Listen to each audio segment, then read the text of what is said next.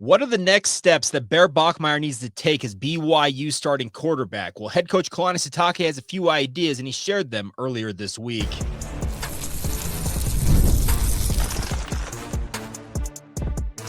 You are Locked On Cougars, your daily podcast on the BYU Cougars, part of the Locked On Podcast Network, your team every day.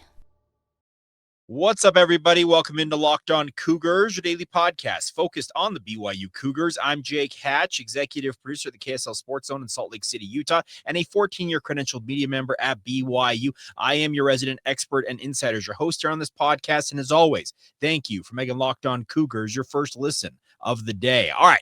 Coming up on today's show, we're going to talk about Kalani Sitake's expectations, plans, or whatever you want to term them, for what Bear Bachmeier hopes to accomplish this coming bye week as BYU prepares, obviously, for East Carolina a week from Saturday. He'll explain what the next evolution for Bear Bachmeier is. We'll also talk about BYU football with a guy who figures to take some of the load off of the young signal caller's shoulders, and that is Sione Moa, BYU's Robin to LJ Martin's Batman. He is a really, really fun interview, and you'll have an exclusive conversation with him coming up later on. And then we'll finish up today's show with a couple of notes on the Big 12 taking public accountability for its referees. Talk about a step in what I consider to be the right direction. We'll delve into that, and it's all ahead on today's show, and it's all brought to you by our friends over at Monarch Money. Take control of your finances and do it with Monarch Money. Go to monarchmoney.com. Use the promo code LOCKEDONCollege and save 50% off your first year. All right, so Kalani Sitake addressed the media on Monday. It was the only formal media availability that was given to us on the bye week, and that's standard operating procedure for all the years I've been covering BYU. But obviously, Bear Bachmeier remains a source, or simply put, he is like the main focus of almost every media session associated with the coaches. Because when you're the quarterback of BYU, especially the starting quarterback of BYU, you are the BMOC. You are the big man on campus. And quite frankly, everybody wants to talk about you, speaking of BYU's quarterback. The question that remains is, we have a freshman quarterback. He started all of 2 games in his collegiate career.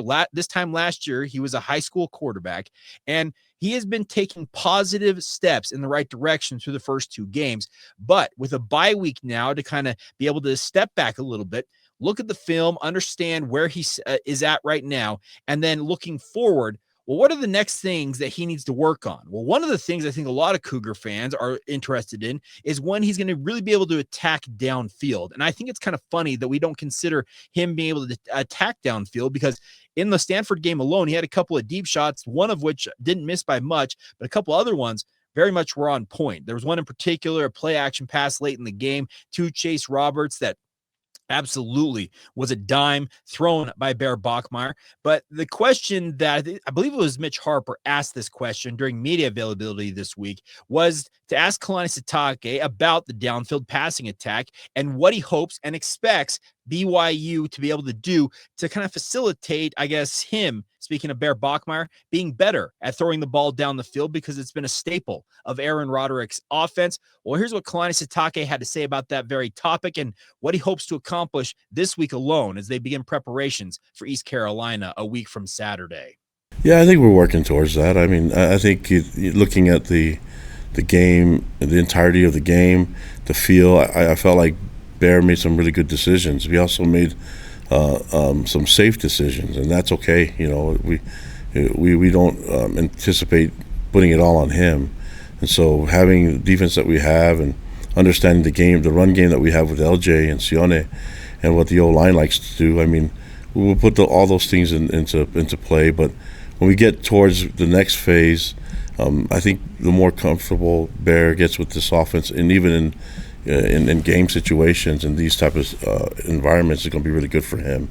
So, I mean, it was quite hectic seeing some new looks and things like that, but I thought overall he had some great decision-making moments and throughout the whole game, and took care of the football. And not a lot of the issues are going to be on him entirely. He can lean on veteran receivers, a veteran O-line, and the veteran backfield. So we'll keep working on it, but I think I feel like it's progressing the right way. There you go, Kalani Sitake, and I think that's the right measured approach to take with this is Don't be force-feeding this young man everything he needs to know/do right now. In time, Bear Bachmeier will have the full playbook open at his disposal, and he'll be able to execute all of it. To expect that he was going to be able to do that from game one, and to also expect that BYU's coaches were going to just throw everything in the kitchen sink at Portland State, Stanford, and coming up a week from Saturday, East Carolina, it's crazy to think that they would do that, because that just makes it easier for opponents to game plan against you. Hold things in reserve. Have the wrinkles that are not on film. Don't expose them when you don't need to. The thing is, Aaron Roderick was on the coordinator's corner on Monday speaking with Greg Wrubell, and he pointed out that late in that game, essentially the second half, I think is what he said, is that BYU went back to their base plays. We're talking, he said, the stuff that you learn day one of spring ball, day one of training camp in August. The very base level plays that BYU's bread and butter is built upon, the offense is built upon. That's what they ran against Stanford, because they simply put, they believed that Stanford couldn't move the ball and wouldn't move the ball, and they didn't want to give Stanford any opportunity to find itself back in the game by making a boneheaded mistake, that being an interception, a fumble, and the like. Aaron Roderick was effusive in his praise of Bear Bachmeier and what he did against Stanford, because I think that Aaron is taking the right approach, a measured approach, in bringing Bear Bachmeier along. The talent is there. It's clearly evident.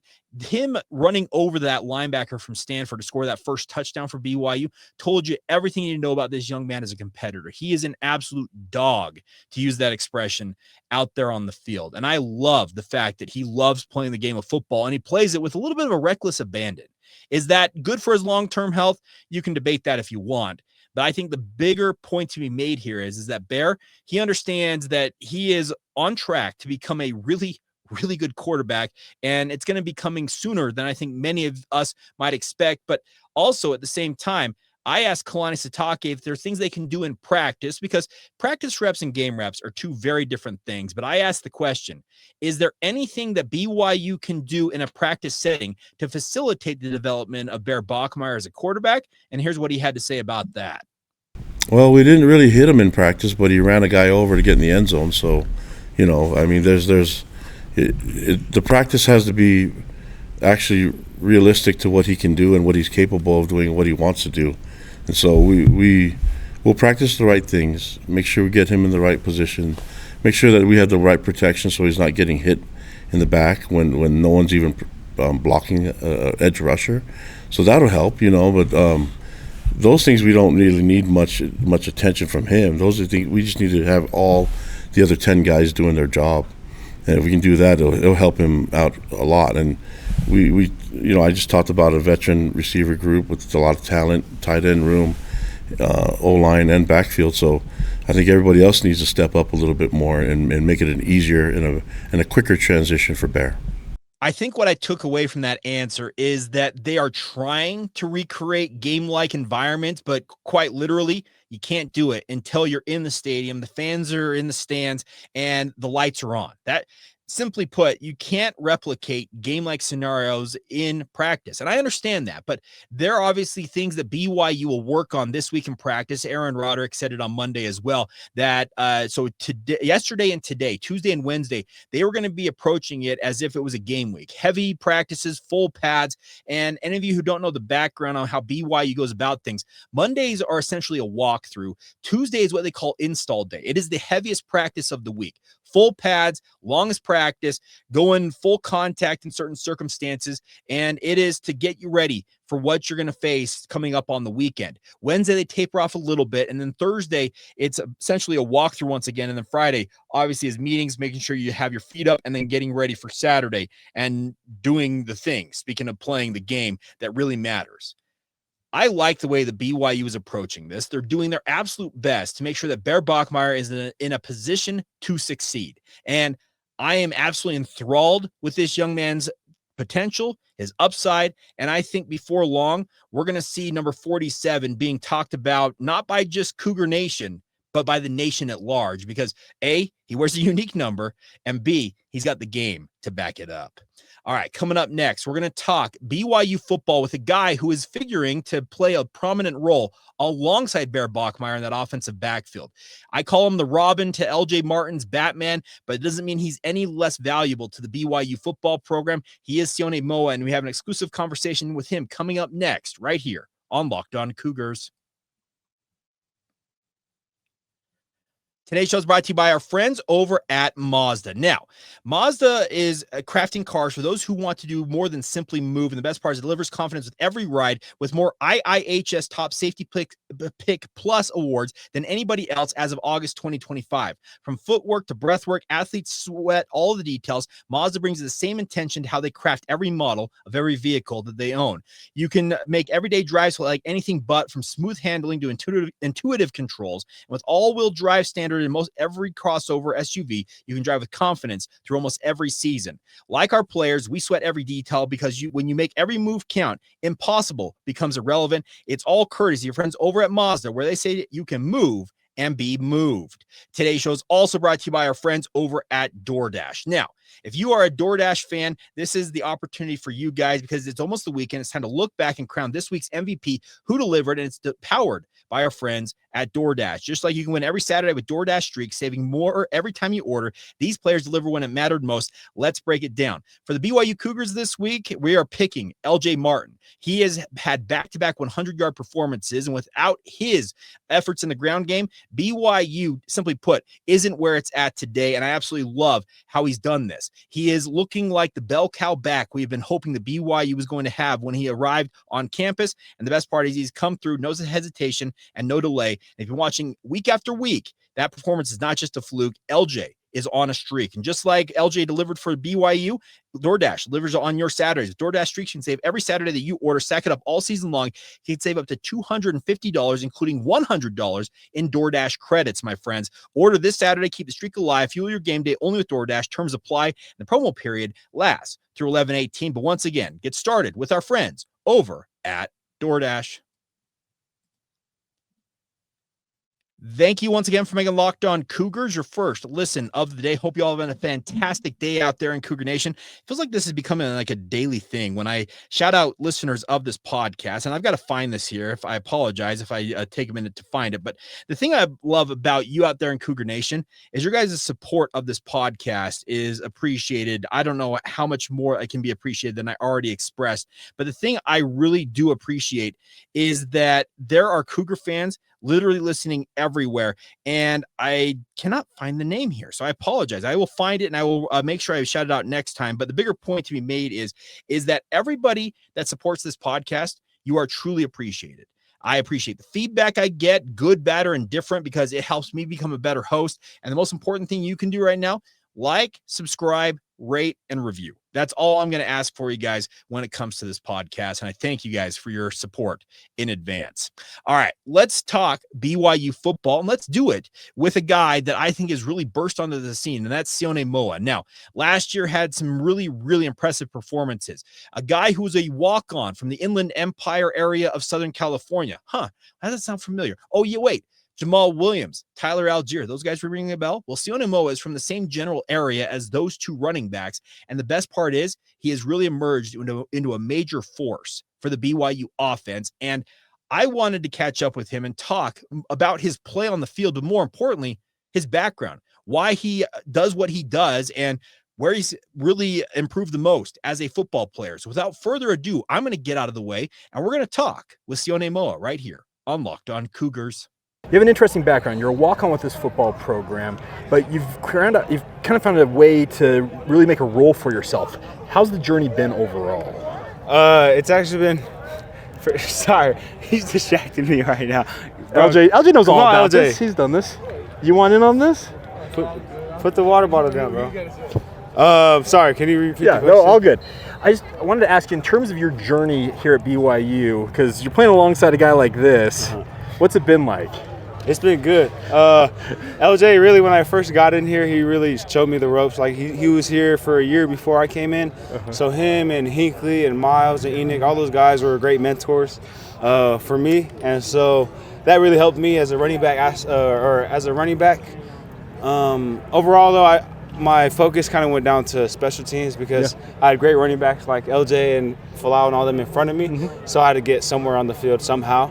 And so my way was just special teams way. And so that's kind of how my journey has been so far. And now I'm here. What sold you on coming to BYU as a walk-on? I love the environment. I took a visit here. I took a visit to the Naval Academy. I loved both, but there was just something different about BYU. There was a spirit to all the teammates. They were as brothers and like a family unit. And just the morals and the standard that Coach Kalani and all his coaching staff has set here at BYU, it really helped me understand that it's bigger than football. BYU is somewhere where I can grow not only as a football player but as a man in this community, in this society. And so that's something that really turned my eye to BYU, or I guess, attracted me. I know he's older than you, but he's from the same area and kind of followed the same path. But a guy like Tyler Algier, coming from Southern California, walks on here. I remember talking to him. He said, my whole thing was just to get on the field, to find a way to get on the field. Do you take inspiration from his journey as well? Yeah. I remember hearing about him going from running back to linebacker, back to running back, and all these things, just trying to find a way to get on the field. And I remember going on my mission and just kind of like Tyler had his breakout years and stuff, and I was telling my dad in emails and stuff, like I'm trying to be like that guy. I'm trying to like break his records, whatever he has here, I'm trying to be just like him. And so hearing that he found every which way to get on the field inspired me for sure to do the same, especially because I came on as a walk-on and everyone's eyes was everywhere else to LJ, to just to our good running backs and stuff. And so he inspired me a lot just to try to find a way on the field. Did you always believe you could play at this level? I did, yeah. Why? Like, what was the internal motivation for you? I don't know. I felt like I had the work ethic. I felt like I had the discipline to be able to play with these high-level players.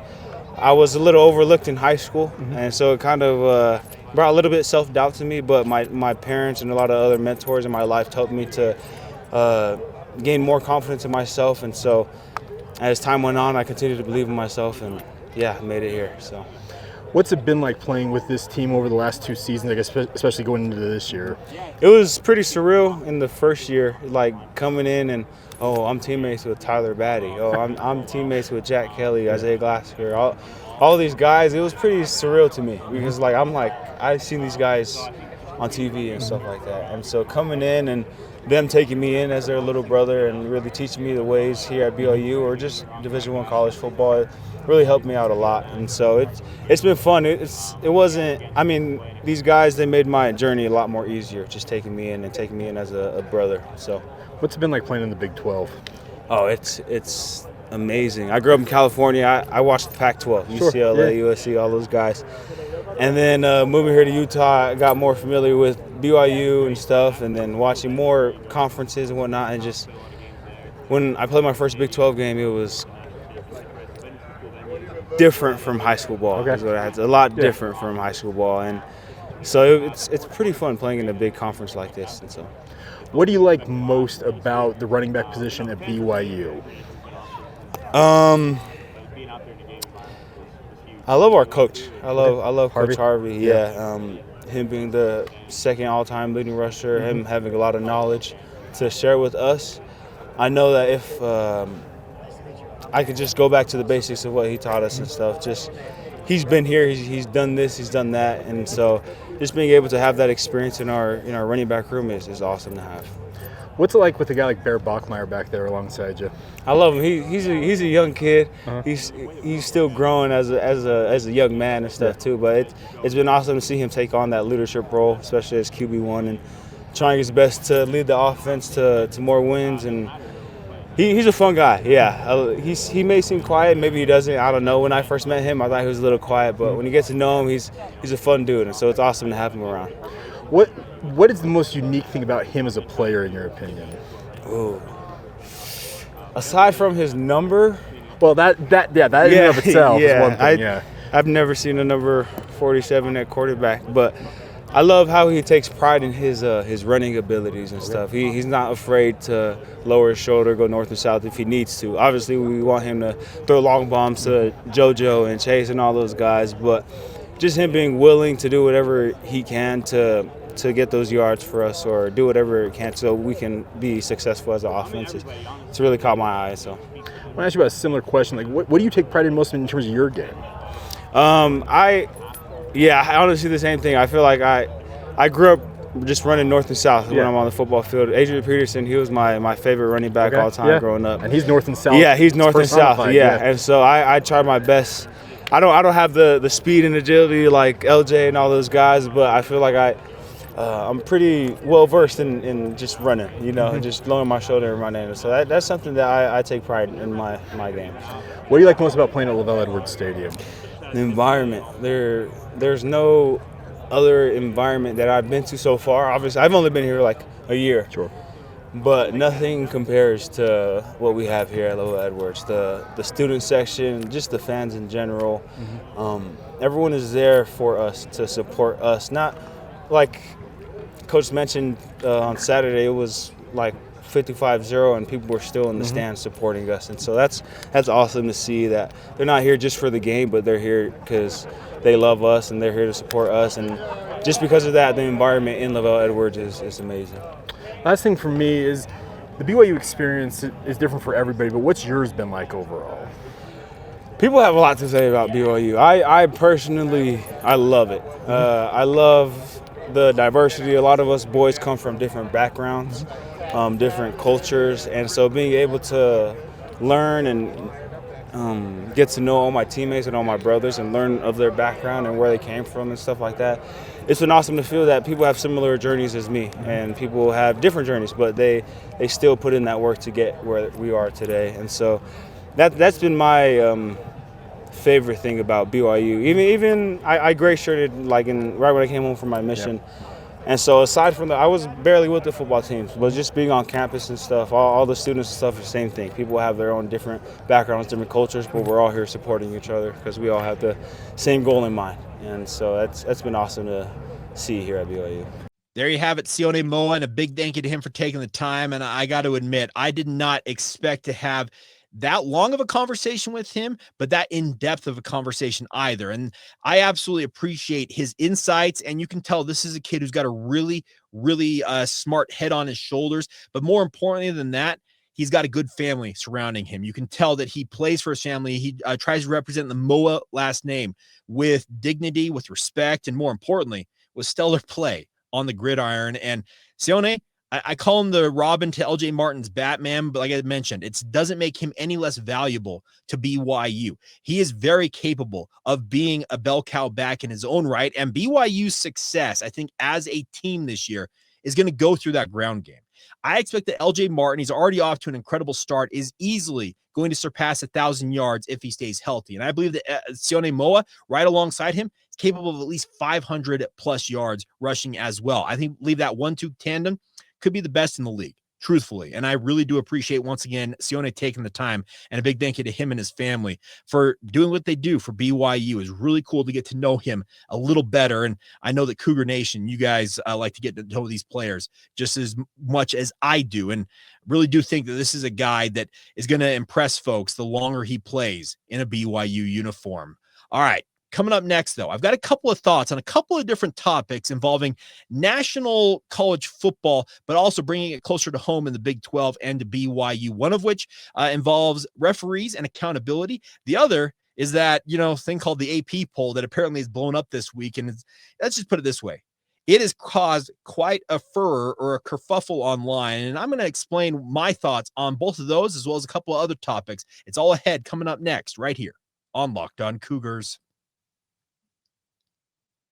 Today's show is brought to you by our friends over at Monarch Money. Now, all of us want to be smarter when it comes to our money, but the worst part about it is it feels like when you're trying to get in control of your finances, you can't name all of your financial accounts right off the top of your head. I can't do it for you, whether it's a 401k, properties, or investments, or literally anything else. And when you don't have the full picture, you can end up leaving money on the table. That's why there is Monarch Money. It's an all-in-one personal finance tool that brings your entire financial life together in one clean, easy-to-use interface on your laptop or on your phone, give you the full picture for you. Speaking of people with busy lives like myself, if you put off organizing your finances, Monarch is for you. It does the heavy lifting for you, linking all of your accounts in minutes, see clear data visuals, get smart categorization of your spending, and finally feel in control of your money when it feels like you're out of control. And the best part is you do it without touching a single spreadsheet. Is probably the best thing about it. So don't let the financial opportunity that you have right now slip through the cracks. Use the promo code LOCKEDONCollege at monarchmoney.com in your browser for half off your first year. That's 50% off your first year at monarchmoney.com using the promo code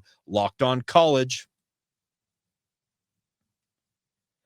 Thank you once again for making Locked On Cougars your first listen of the day. If you have not signed up for the Locked On Cougars Insider Group, what are you waiting for? Get the inside intel on all things BYU, football, basketball, and literally everything in between. And the best part is it comes to your phone in the form of a text message. Costs just $5 a month to be a part of the group. And the kicker, you get a 14-day free trial, 2 full weeks before you're charged a single penny. So if you want to join, click the link in the show notes below or reach out to us via social media or email, and we will get you squared away as a newfound member of the Locked On Cougars Insider Group. All right, so before we go on today's show, something that I did not expect to hit my inbox yesterday hit my inbox, and that came from the Big 12 Conference. Now, I get a lot of emails from the Big 12 Conference. I'm on their mailing list for Player of the Week awards, this week in the Big 12. They do a lot of cool things to pump up this conference. But something that hit my inbox yesterday absolutely floored me, and that is we have accountability from the Big 12. Now, this was sent out. It said that the Big 12 officials in Saturday's Kansas-Missouri game allowed a punt to occur on a free kick in violation of Rule 2, Section 16, Article 6 of NCAA football rules. That Big 12 officiating crew has been removed from its next scheduled assignment, which was coming up this Friday. Now, they also added this quote, "We believe we have one of the best officiating programs in college football," said Big 12 Chief Football and Competition Officer Scott Draper, who also has been a guest on this very podcast. I caught up with him at Big 12 Media Days. Really enjoyed getting to know him. Then he adds this: "When the conference's high standard for officiating is not met, the Big 12 will take action," unquote.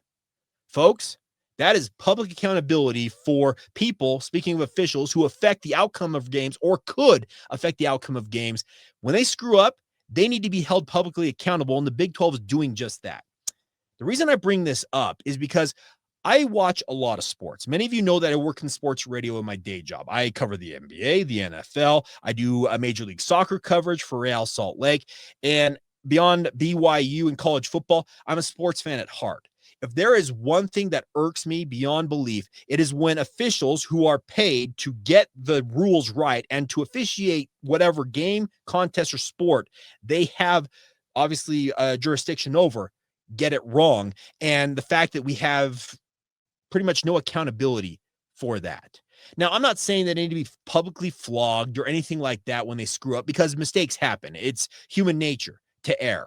But the thing is, Aaron Roderick on Monday, when the coordinator's corner was going on, talked about the hold on Kean Need that negated a touchdown for Parker Kingston. It was a textbook block by Kean Need, and he called it a hold. And the rules analyst for ESPN, I can kind of see the guy beat him to the spot. I kind of see why they called it. No, it was dead wrong. Acknowledge it. Guess what? Later on, BYU's own cameras on the goal line showed that LJ Martin was clearly across the line. I think we all could see that on the replay. But for whatever reason, this ACC crew, and it wasn't a crew, speaking of officials from the Atlantic Coast Conference, the ACC, in Provo on Saturday night, it was not a Big 12 crew. And they didn't cost BYU the game, but did they cost BYU points? Yes, they did. So the reason I bring this up is I appreciate the Big 12, Scott Draper, Brett Yormark, all the people involved in this decision for being publicly accountable. It's easy to cover it up and to tell those officials in private, hey, by the way, y'all done screwed up. You're not doing your game next week. It'd be very, very easy for them to do that. And I would wholeheartedly understand why they do it. And a lot of leagues out there, trust me, they hide from the thing.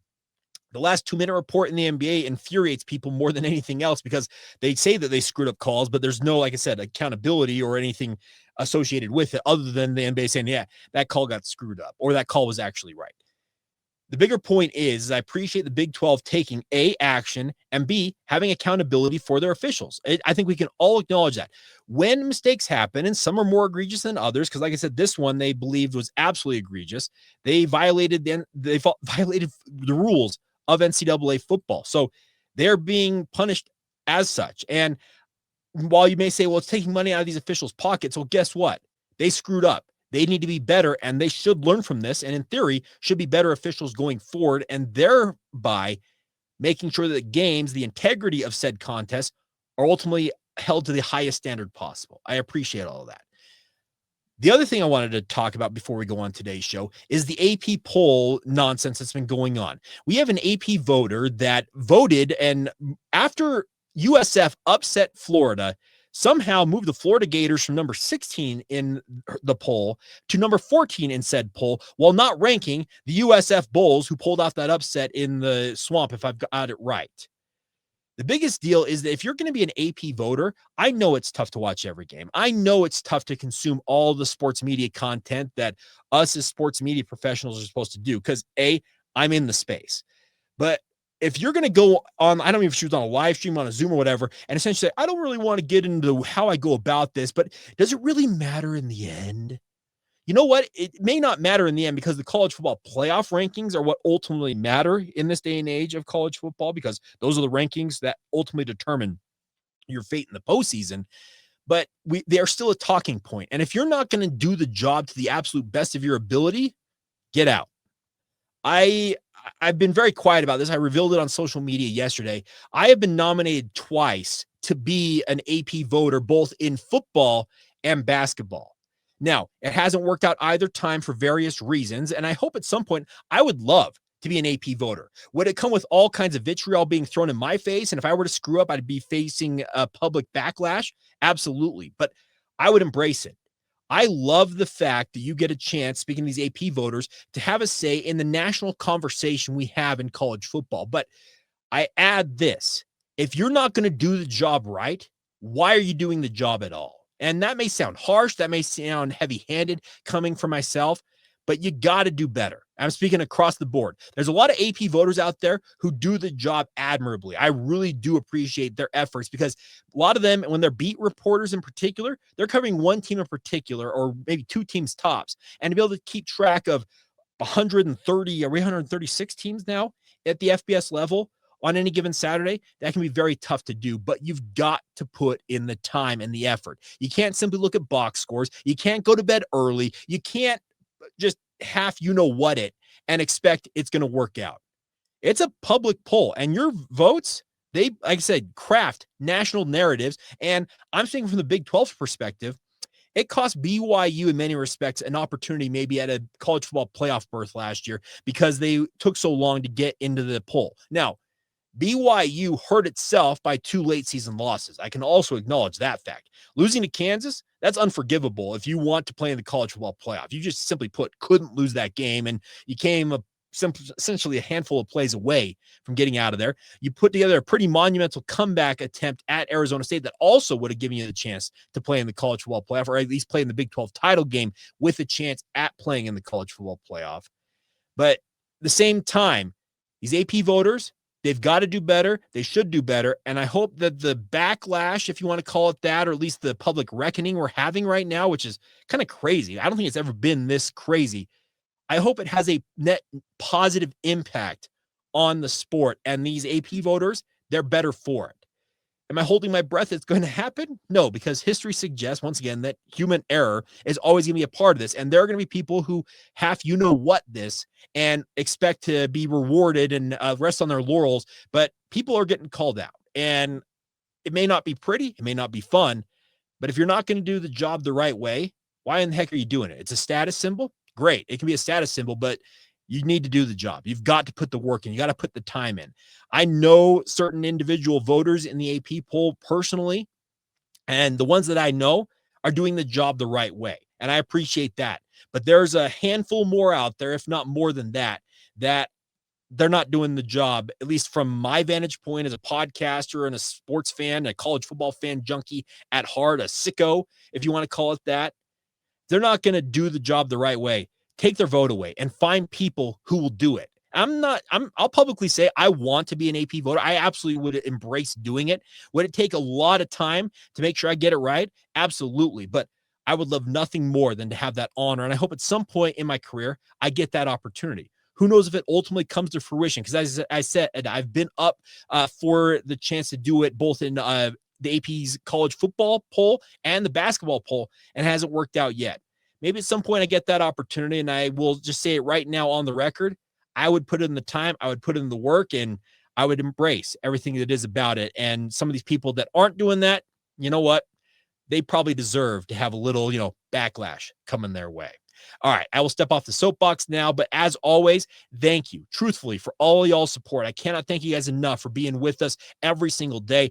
We're having a marvelous season already. BYU's 2-0. Life is good. BYU's on a bye week, and looking like they're going to have a chance to go to 3-0. We'll talk a little bit more. I'll get an early scouting report of East Carolina tomorrow. There's a few things I've been noting looking at East Carolina's stats.